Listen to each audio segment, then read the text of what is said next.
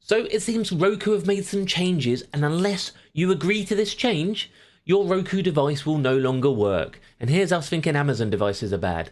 So, before we go into this and talk about it and show you what I'm talking about, I will need your help if you're a Roku watcher. If you're a normal watcher, do pay attention as well, because obviously these videos can happen across any streaming devices at times, so it might be similar to something you might want in the future.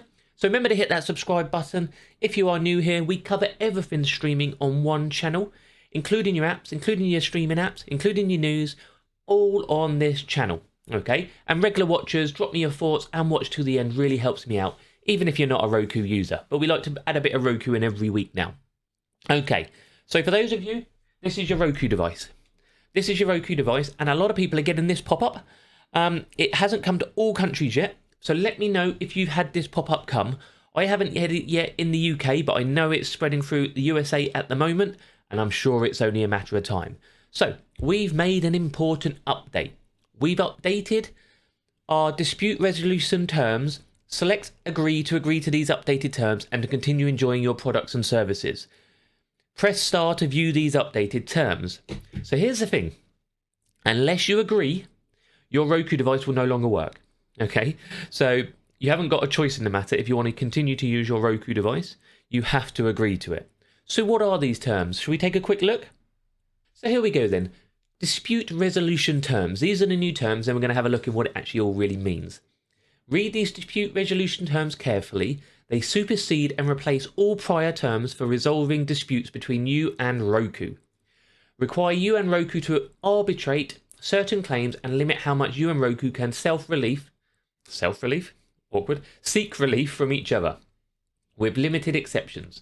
These terms preclude you and Roku from suing in court or participating in a class action, and you and Roku agree that arbitration will be solely on an individual basis and not a class arbitration, class action, or any other representative proceeding. You and Roku are each waiving the right to trial by jury. Follow the instructions below to select one out if you wish to opt out of the requirements to arbitrate. Okay, to opt out, let's have a look at our websites now. Here we go then. So to opt out, you actually have to send a letter via mail to opt out of this, okay?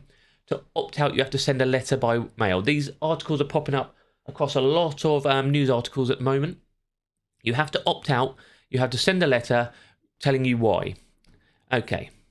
So the terms generally are to include that forced arbitration agreement that prevents a user from suing or taking part in lawsuits against Roku. It's fairly common in a lot of businesses these days. Obviously, they don't want to be liable for you suing them for if something happened. It's common these days as a way of limiting liability, and users often have little or no recourse. They only find out later when the company does something heinous or consequences are negligible.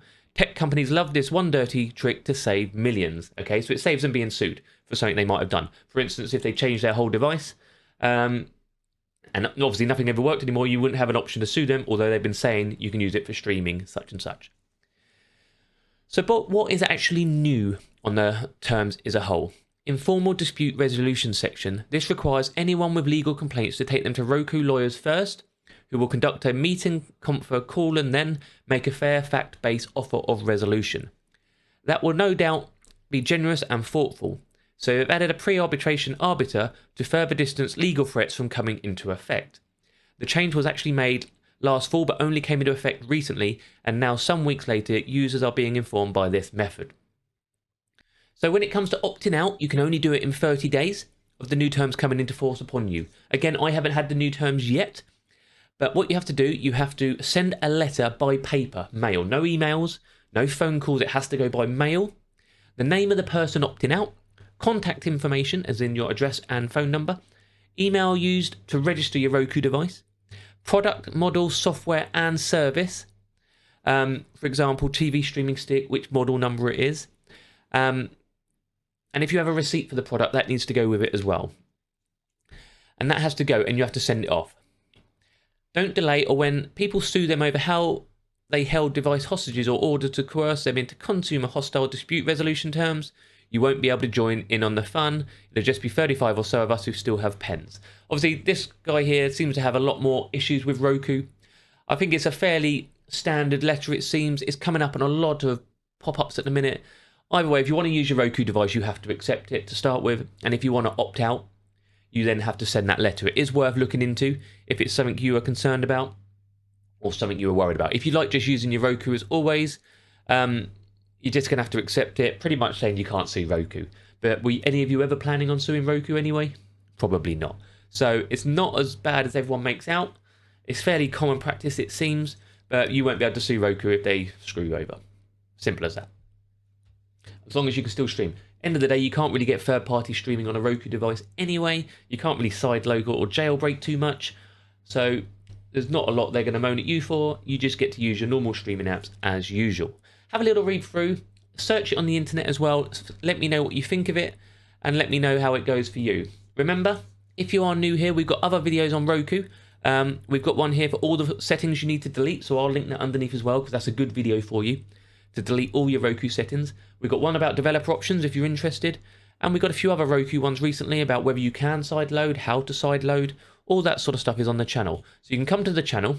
And if you want just Roku stuff, you can type in search there. Type in Roku.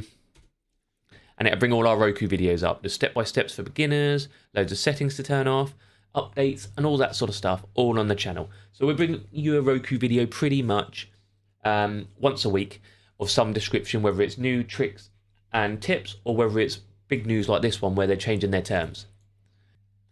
Okay, and before you leave, whether you're a streamer or whether you use your computer online or anything like that, do remember, if you want to stay safe online, it is always worth using a VPN. VPNs are great on your Fire Sticks, Android TV, your PC, your mobile phone, and then when you access websites, you are nice and secure. We have a cracking deal at $2.75 underneath. That's per month, but you can put it on unlimited amount of devices for one sign-up. We do push our partner at the end of a video, so if you're not interested in the VPN, then you don't need to watch this part of it, but we don't push it on you at the beginning.